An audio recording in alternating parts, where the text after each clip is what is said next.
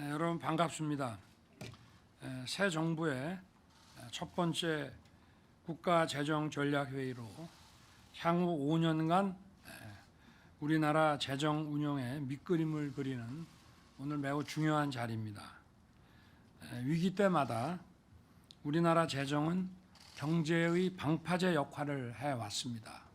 그만큼 탄탄한 재정을 유지해 왔다는 얘기죠. 그런데 이제는 그 탄탄했던 재정이 국가 신인도의 잠재적 위험 요인으로 지적받을 그럴 상황이 됐습니다. 지난 5년간 재정 상황이 크게 악화됐습니다. 2017년 600조 원이었던 국가 채무가 400조 원이 증가해서 금년 말이면은 1000조 원을 훌쩍 넘어설 것으로 전망됩니다. 증가 규모와 속도 모두 역대 최고 수준입니다. 이러한 재정 여건 속에서 우리 경제는 또다시 고물가, 고금리, 저성장의 복합 위기를 맞고 있습니다. 당면한 민생 현안과 재정 위기 극복을 위해 정부부터 솔선해서 허리띠를 졸라매야 합니다. 공공 부분의 자산을 전수조사해서 기관 고유의 기능과 연관성이 낮은 자산부터 적정 수준으로 매각 처분해야 합니다. 공무원의 정원과 보수도 엄격한 기준으로 운영돼야 할 것입니다. 예산만 투입하면 저절로 경제가 성장하고 민생이 나아질 거라는 그런 재정 만능주의라는 환상에서 이제 벗어나야 합니다. 재정이 민간과 시장의 영역을 침범하고 성장을 제약하지 않았는지, 이른바 구축 효과가 작동하지 않았는지도 면밀하게 살펴볼 때가 됐습니다. 정부는 성역 없는 고강도 지출 구조 조정으로 국민들의 혈세가 허투루 사용되지 않도록 해야 합니다. 절약한 재원은 꼭 필요한 데 써야 합니다.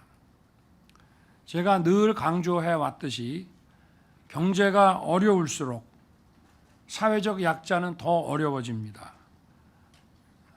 정치적으로 세력화하지 못하는 그런 약자들 많습니다.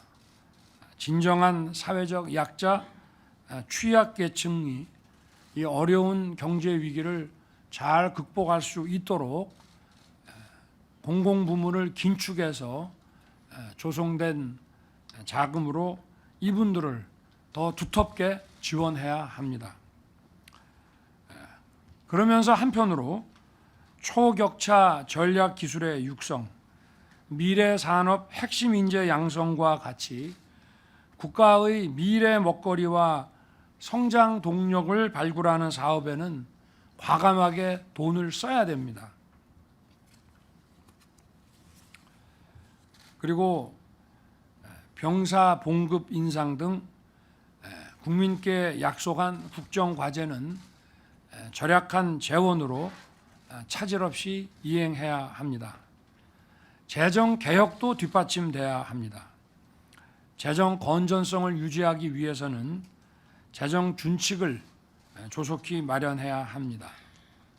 복잡한 재정 준칙은 지키기 어렵습니다. 단순화돼 합리적인 준칙을 만들어서 엄격하게 이행해야 합니다. 지방교육재정 교부금 제도도 이제 개선할 때가 됐습니다. 초중등 학생 수가 감소하는 그런 교육 환경의 변화를 반영하고 지방대학을 포함한 대학 교육에도 충분히 돈을 쓸 수 있도록 해야 합니다. 초중등 교육과 고등교육 사이에 재정 불균형을 바로잡는 것은 미래 핵심 인재를 양성하기 위해 반드시 해야 할 일입니다. 그리고 이런 제도 개선을 위해서는 국회의 협력이 필수적입니다. 국회와 충분히 소통해서 초당적 협력을 이루어낼 수 있도록 대통령실과 정부 각 부처가 앞장서 주실 것을 당부드립니다. 오늘 이 회의가 열린 곳이 충북대학교입니다. 지역 균형 발전과 인재 양성이 새 정부의 핵심 어젠다이고 앞으로 우리의 재정이 청년과 미래 세대를 위해 쓰여야 한다는 새 정부의 의지를 담았습니다. 재정을 보면 국가의 미래가 보입니다. 재정을 어떻게 운용하느냐에 따라 우리 대한민국의 미래가 결정됩니다. 나라의 재정을 바로 세우고 대한민국의 새로운 도약을 이끌어내는 재정 운용 전략을 다 함께 마련합시다. 비상한 각오로 임해 주시기를 당부드립니다. 고맙습니다.